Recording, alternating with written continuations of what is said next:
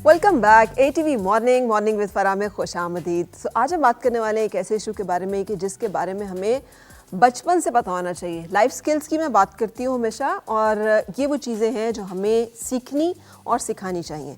मुझे लगता है कि हमारी आपस में, फैमिली में, बातचीत में, स्कूल्स में जो हमें पढ़ाया जाता है उसमें सबसे ज़्यादा कमी इन चीज़ों की है कि सोशल इंटेलिजेंस को कैसे बढ़ाना है, कैसे एक्वायर करना है, कैसे समझना है कि किससे मिलना है, कितना मिलना है, कैसे मिलना है, और दूसरों के बुरे रवैयों से ख़ुद को कैसे बचाना है। आज इसी बारे में हम जानेंगे अपने मेंटल हेल्थ एक्सपर्ट से। जनाब तलाल ज़ुबैर साहब मेरे साथ हैं। अस्सलाम वालेकुम and welcome. Thank you for joining. वालेकुम अस्सलाम, thank you so much for inviting me over. Talal, जैसे मैं बात कर रही हूँ कि हमें नहीं पता चलता और हम बहुत सारे ऐसे लोगों में घिरे रहते हैं जो हमें मुसलसल नेगेटिव जो फीडबैक हमारे अपने बारे में दे रहे होते हैं, और हमारा अपना ओपिनियन, सेल्फ ओपिनियन जो है वो इतना ख़राब हो जाता है, हम कॉन्फिडेंस लैक कर जाते हैं, हमें लगता ही नहीं कि हम वी आर एनी गुड, और उसकी वजह से हम ज़िंदगी में बहुत पीछे रह जाते हैं। हम अपना असल पोटेंशियल जो है उसको ना अंडरस्टैंड कर सकते हैं, ना वहाँ तक पहुँच सकते हैं। सो कैसे समझा जाए कि ऐसे लोग कौन से हैं, कौन से वो रवैये हैं जो हमें इनके बारे में बताएगा?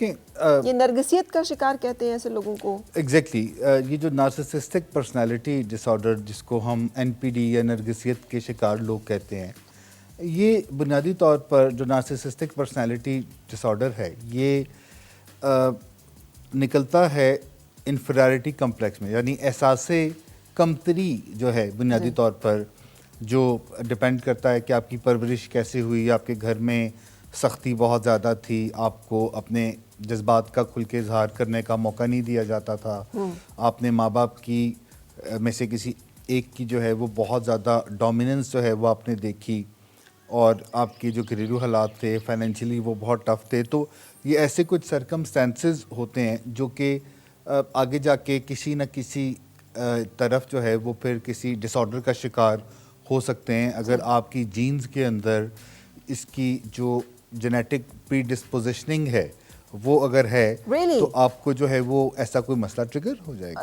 यानी ये फिर एक नस्ल से दूसरी नस्ल में भी मुंतकिल हो सकते हैं। ये कोई एक बीमारी है जो कि एक ख़ानदान में चल रही हो सकती है। जैसे कि नार्सिसिस्टिक पर्सनालिटी डिसऑर्डर जो है ये पर्सनालिटी डिसऑर्डर्स की एक फर्दर किस्म है, जिसमें किसी को स्किज़ोइड पर्सनालिटी है, वो पैरानॉइड रहता है, वैसे और कोई मसला नहीं है लेकिन हर एक पे शक करने की उसको बीमारी है। कोई एंटी सोशल पर्सनालिटी डिसऑर्डर है जो कि बहुत ही अकेला, तन्हाई पसंद और अपने आप ही को मुकम्मल समझता है। ऐसे ही अगर किसी बच्चे की इज़्ज़त नफ्स बहुत ख़राब है शुरू से ही, और जब वो बड़ा हो रहा है तो उसने घर के हालात भी बहुत अच्छे नहीं देखे, तो चांसेस हैं उसको कुछ ना कुछ पर्सनालिटी डिसऑर्डर होने के। और अगर उसके पेरेंट्स के अंदर भी कोई पर्सनालिटी डिसऑर्डर्स थे फिर तो फॉर श्योर एक नंबर 1 की उसकी जीन्स के अंदर है, नंबर 2 पे जो उसकी बेसिक होम एनवायरनमेंट है वहाँ पर जो उसकी लर्निंग है वो भी इसी किस्म के रवैयों की है, और नंबर 3 पे जब वो एनवायरनमेंट के अंदर जाएगा, चूँकि उसके अंदर एहसास कमतरी होगी, तो वो अपने आप को कंपैरिजन के अंदर जो है वो या तो वो नज़र आएगा कि ये बच्चा जो है कॉन्फिडेंस नहीं है इसके अंदर, ये बात नहीं कर सकता, ये दोस्त नहीं बना सकता, इसको मुश्किलात होती हैं, या फिर इन्फीरियरिटी कम्प्लेक्स से एक और चीज़ जो निकल के सामने आती है पर्सनालिटी, वो सुपीरियरिटी कम्प्लेक्स है कि अपने आप को फिर सुपीरियर समझने लगना। और अगर आप इन्फीरियरिटी कम्प्लेक्स का शिकार हों और आप ये चाहते हो कि किसी और को ना पता चले कि मैं एक इन्फीरियरिटी कम्प्लेक्स का शिकार हूँ, तो आप अपने इर्द गिर्द एक वो बना लेते हैं शील्ड, ठीक है, और उस शील्ड से अंदर किसी को आने की इजाज़त नहीं देते, और उसमें फिर नार्सिसिस्टिक पर्सनालिटी जो है ये डेवलप होना स्टार्ट होती है। जैसे हम स्कूल्स लेवल पे देखें, बहुत सारे बच्चे बुली होते हैं, यानी कई उनमें जो होते हैं जिनको बुली किया जा रहा होता है, और कई वो होते हैं जो बुली होते हैं। तो अब मुझे बताइए कि इन दोनों में से जो बच्चे इस रवैये का शिकार होते हैं, एक दूसरे के बच्चों के ऊपर तशद्दुद करना, उनको तज़हीक का निशाना बनाना, उनको हर्ट करना, उनके इमोशंस को, सेल्फ रिस्पेक्ट को, डिग्निटी को फिज़िकली हर्ट करना, ये बच्चे हम क्लासिफाई कर सकते हैं कि बचपन से ही इनमें नार्सिसिज्म का फिर कोई एक ट्रेट चल रहा है, या ये कुछ और भी हो सकता है? हम इसको कोई डायग्नोस्टिक क्राइटेरिया तो नहीं दे सकते कि तमाम जो बच्चे ऐसा करेंगे, लेकिन नेचुरली जिन बच्चों के अंदर नार्सिसिस्टिक पर्सनालिटी आगे जाके, क्योंकि कुछ 6-7 साल की उम्र में या 10 साल की उम्र में तो नहीं नज़र आएंगे, ये ट्रेट्स जो हैं वो आपको टीन एज के अंदर ज़्यादा जो है वो नज़र आते हैं। और नार्सिसिस्टिक पर्सनालिटी के जो लोग होते हैं ये अपनी स्पाउस के लिए बहुत डिफ़िकल्ट होते हैं। अच्छा। ख़ास तौर पर, यानी मैंने ये चीज़ अपनी प्रैक्टिस के अंदर देखी है और साइंस भी बताती है कि जिन लोगों के ये साथ रहते हैं, जैसे अगर वाइफ के साथ रहते हैं तो उसको या खर्चे के वाइफ ऊपर अगर बहुत शौहर तंग के करे। साथ रहती है, नार्सिसिज्म जेंडर के साथ मंसूब है क्या? क्या जरूरी है कि सिर्फ मर्द ही नार्सिसिस्ट होगा? नॉट एट ऑल, ये खवातीन के अंदर भी हो सकता ठीक है और ये मर्दों के अंदर भी हो सकता है, Right. लेकिन मर्दों के अंदर रिसर्च बताती है कि कंपैरेटिवली ज़्यादा है। ठीक है। अगर हम पाकिस्तान के अंदर देखें तो यहाँ तो और भी ज़्यादा है, क्योंकि जो मेल शोविनिज्म है ये काफ़ी Strong ऊपर है, है, हाँ। काफ़ी स्ट्रॉन्ग है। वो कि अब चीज़ें चेंज हो रही हैं, दुनिया को पता लग रहा है कि मेल और फीमेल के अंदर जो क्वालिटेटिव डिफरेंस है, क्वांटिटेटिव डिफरेंस तो है, जिनके हार्मोन्स के, किसी के अंदर टेस्टोस्टेरोन कम है, किसी में ज़्यादा, लेकिन जो क्वालिटेटिव डिफरेंस है वो नहीं है। ठीक है। ब्रेन एक जैसा है, ठीक है। और अगर एक मर्द जहाज उड़ा सकता है तो फिर एक औरत भी उड़ा सकती है। आप बता रहे थे कि मर्द जो नार्सिसिस्ट होगा वो बीवी को खासतौर पे तंग करेगा, लोगों के साथ, बाकियों के साथ उसका रवैया अच्छा होगा, लेकिन बीवी के साथ वो एक दोहरे रवैये का हामिल होगा।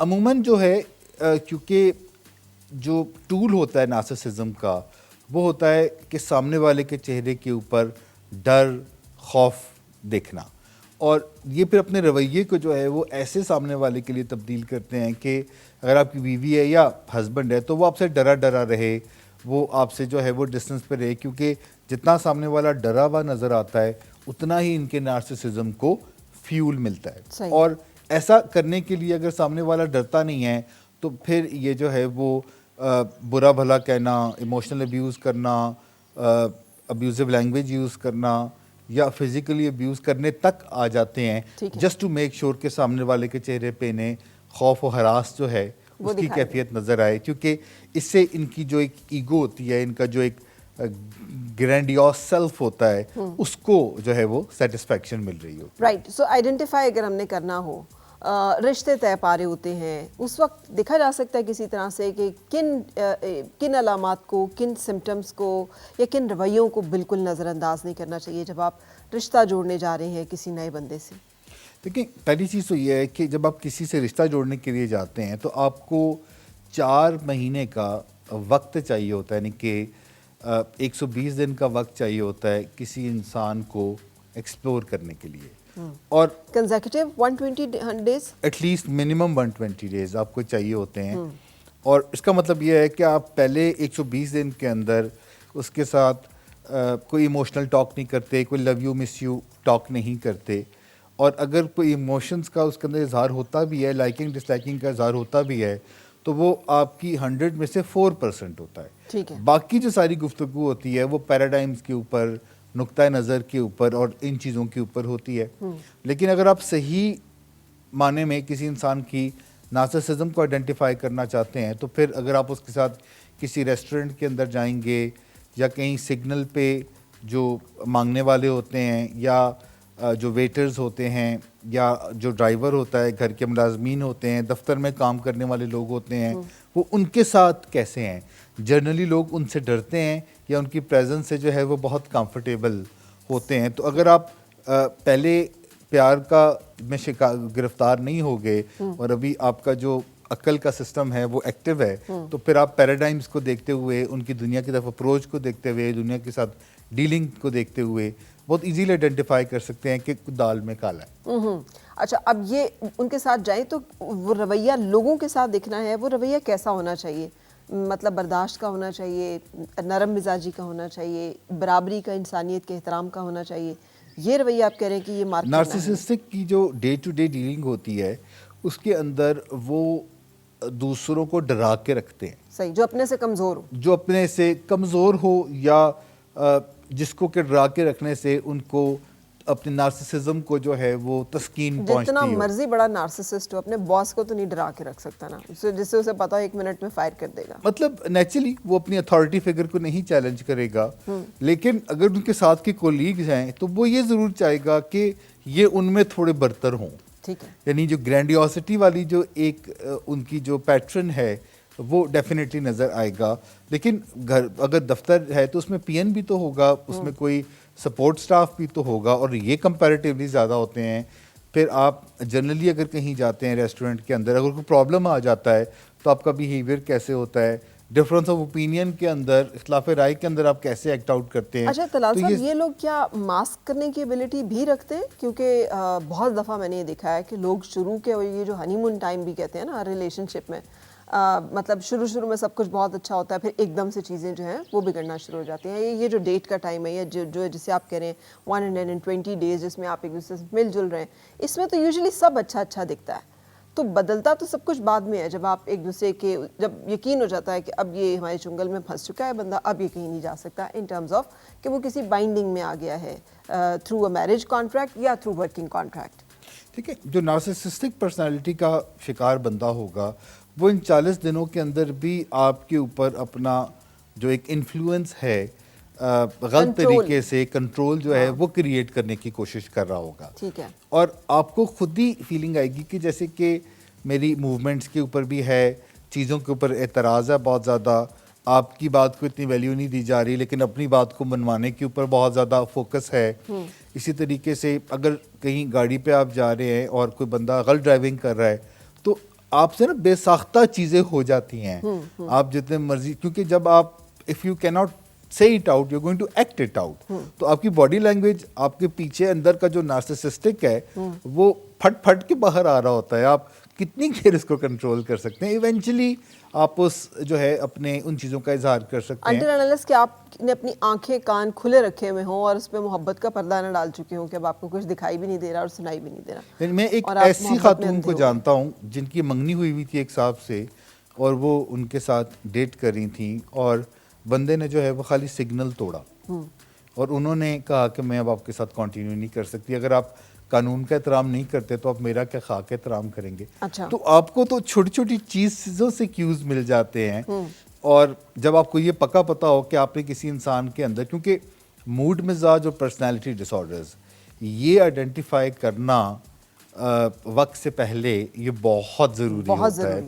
और हम अगर जैसे हम डेटिंग करते हैं तो it is just like shopping, क्योंकि इसका मकसद ये है कि आप मुख्तलिफ ऑप्शंस को एक्सप्लोर करते हैं और फिर फैसला करते हैं कि इस बंदे से मुझे शादी करनी चाहिए। आप बार बार उस पर जो एम्फसाइज करें, क्योंकि इस लफ्ज़ का फिर गलत मतलब ना लिया जाए जो कि देखने वाले हैं, आप एम्फसाइज इस पे कर रहे हैं कि ये एक इमोशनल डिटैचमेंट के साथ जो आपका रिवायती रस्मन मिलना जुलना है एक दूसरे के साथ, जिसमें आप दूसरे बंदे को मिल के सिर्फ ये देख रहे होते हैं, परखने की कोशिश कर रहे होते हैं कि बहसियत इंसान वो कैसा है, इसमें कोई इमोशनल इन्वॉल्वमेंट जो है वो इन्वॉल्व नहीं हो ही नहीं सकता। जब तक मैं ये बात कह रहा हूँ कि पहले 120 दिन के अंदर जब तक आपको एक्चुअली फैसला करने के लिए टाइम चाहिए, अगर आप इमोशनली अटैच हो जाएंगे फिर तो आप फैसला नहीं कर सकेंगे, सही फैसला नहीं कर सकते। सही फैसला तो करेंगे मगर वो इमोशनल बेस तो फैसला और होगा। नेचुरली जब आप किसी से इस नीयत से अगर मुलाकात करते हैं कि आप फ्यूचर में शादी कर सकते हैं और एक्सप्लोर करते हैं, तो आप किसी प्राइवेट जगह पे तो जाके नहीं एक दूसरे से मिलते, आप तो पब्लिक प्लेसेस के अंदर मिलते हैं। Right. या अगर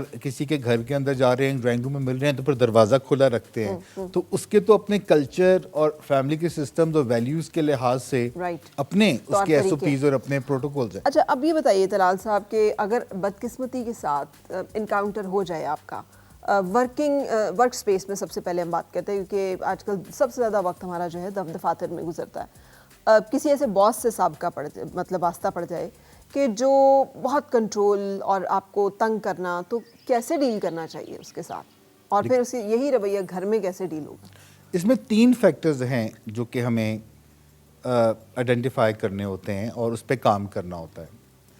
पहला जो चीज़ है वो ये है कि जो नार्सिसिस्टिक होता है ये आपको इजाज़त नहीं देता कि आप बाउंड्रीज सेट करें, और अगर आप बाउंड्रीज सेट करते हैं तो वो इस चीज़ के ऊपर बहुत ज़्यादा बुरा मनाते हैं कि अगर आपने सडनली ये फैसला करके बता दिया कि कल से अब जो मेरा टाइमिंग है वो सर 9 to 5 है तो ये 9 to 5 होगा, तो आप बराए मेहरबानी मुझे इससे ज़्यादा ना रोका करें क्योंकि मेरी जो ज़िंदगी है वो से इफ़ेक्ट होती है। तो अगर आपने ये बाउंड्री सेट करनी है, नार्सिसिस्टिक के साथ आप एज ए रेड स्टैंड लेके ये नहीं कहेंगे जी कल से अब यही होना है, बल्कि आप slowly as a yellow stand आप बता सकते हैं कि सर मैं सोच रहा हूँ कि मैं अगले 15 दिन के बाद जो है जो मेरी टाइमिंग है सर वो मैं 5 o'clock तक रिस्ट्रिक्ट कर लूँगा, क्योंकि इससे बाद जो काम करने से मुझे थकावट होती है और मैं अगले दिन फ्रेश नहीं आ सकता, या मेरी जो वर्क लाइफ फैमिली बैलेंस है वो ख़राब होता है, या so on and so fourth. तो आप देखेंगे कि उनको थोड़ा रिएक्शन इस पर आएगा कि नहीं ये क्या तरीका कार है। लेकिन चूंकि ये फौरी इस पे अमल पैरा नहीं हो रहे, इसके अंदर थोड़ा टाइम मौजूद है, तो वो इतना उसको बुरा नहीं लगेगा। This is how we take a yellow stand. जैसे बच्चों को भी अगर हमने जब ये कहना होता है कि बेटा कल से आपका जो कट ऑफ टाइम है वो 9 बजे का है, उसके बाद आप नहीं आ सकते, तो वो उनके लिए मुश्किल होता है एक्सेप्ट करना। लेकिन अगर हम उन्हें कहें कि हम 2 हफ्ते बाद ये प्लान है और फिर 5 दिन के बाद आप दोबारा रिमाइंडर देते हैं, फिर 6वें दिन, 7वें दिन, 8वें दिन रोज़ बताते रहते हैं कि अब ये होगा, तो आप सामने वाले का आहिस्ता आहिस्ता माइंड प्रिपेयर कर रहे होते हैं और आप अपनी बाउंड्री जो है उसको अच्छे तरीके से एस्टैब्लिश कर लेते हैं। ठीक है। दूसरी जो बाउंड्री आपको रखनी पड़ती है वो रिस्पेक्ट की है, क्योंकि नार्सिसिस्टिक जो हैं वो ऊंचा बोलते हैं या अपना रवैया बॉडी लैंग्वेज ऐसी रखते हैं कि सामने वाला जो है वो डर जाए और उससे खौफजदा हो जाए, और अगर आप उनसे खौफजदा नहीं होंगे तो वो एक लेवल ऊपर जाके आपको डराना चाहेंगे, और अगर आप फिर भी खौफजदा नहीं होंगे तो वो बात को समझ जाएंगे और उस वक्त उस कोशिश को जो है वो करना छोड़ देंगे। लेकिन चूंकि नार्सिसिस्टिक जो होता है, इन्होंने इतना अपना टेरर क्रिएट किया होता है कि कोई इंसान जो है उसके लिए उस प्रेशर में से राइट पे निकलना जो है वो बहुत मुमकिन नहीं होता। तो इसलिए जब आप ये फैसला करते हैं कि मैंने ख़ुद की इज़्ज़त करनी है और दूसरों को भी इजाज़त नहीं देनी, तो आप उनके पहले ऐसे ऊंचा बोलने के ऊपर ये बात नहीं करते और बात का जवाब नहीं देते, कोई रिएक्शन नहीं देते, और आप कहते हैं कि सो मेरे कुछ कंसर्न्स हैं लेकिन ये मुनासिब वक्त नहीं है बात करने का, तो मैं फिर किसी वक्त आपसे इस पर बात करूँगा। और आप आहिस्ता आहिस्ता वो स्पेस बनाते हैं कि जब आप देखते हैं कि अभी मूड अच्छा है तो आप बात करके बताते हैं कि वो जो उस दिन वाला जो मामला है वो मुनासिब नहीं है। सो आपको ना सिर्फ कि अपनी बाउंड्री सेट करनी होती हैं, आपको मुश्किल डायलॉग करना कैसे है ये सीख के उनसे बात करनी होती है, और अगर वो अपनी इस बात से पीछे हट जाएं तो फिर उनकी अकाउंटेबिलिटी कैसे करनी है रिस्पेक्टफुली, उनकी सर्जनिश कैसे करनी है, उनको उनके रवैये के ऊपर उनको बताना है कि आप एक ज़बरदस्त इंसान हैं, और अगर आप अपने इस रवैये को बेहतर बना लें तो आप और भी बेहतरीन इंसान बन जाएंगे। और मुझे उम्मीद है कि आप अपने इस रवैये को रिव्यू करेंगे, दोबारा से रिविज़िट करके और बेहतर बनाने की कोशिश करेंगे। तो जब आप उनका ध्यान उस रवैये के ऊपर यूँ डालते हैं, उनकी अकाउंटेबिलिटी करते हैं कि सर जैसे कि हमने तय किया था, तो फिर वो जो है आहिस्ता आहिस्ता उस स्टेट के अंदर आ जाते हैं, और एटलीस्ट बाकी दुनिया के साथ तो उनका बिहेवियर नहीं चेंज होता, लेकिन हमारे साथ जो है वो उनका बिहेवियर चेंज होने की तरफ आता है। बिल्कुल सही। यहाँ पे हम एक ब्रेक ले रुकेंगे, और ब्रेक के बाद जब हम आएंगे तो हम तलाल साहब से पूछेंगे कि फैमिली, घर एक जो है वो ज़रा क्लोज बाउंड्री एरिया होता है, वहाँ पर अगर इस रवैये का सामना करना पड़ रहा हो मर्द को या खातून को या बच्चों को, बाज़ औक़ात पेरेंट्स का इस तरह के रवैये का, तो कैसे डील करना चाहिए। लेकिन उससे पहले हमें एक ब्रेक के लिए रुकना है। और मिलके गुनगुनाए हैं गुमशुदा जो खुशियाँ।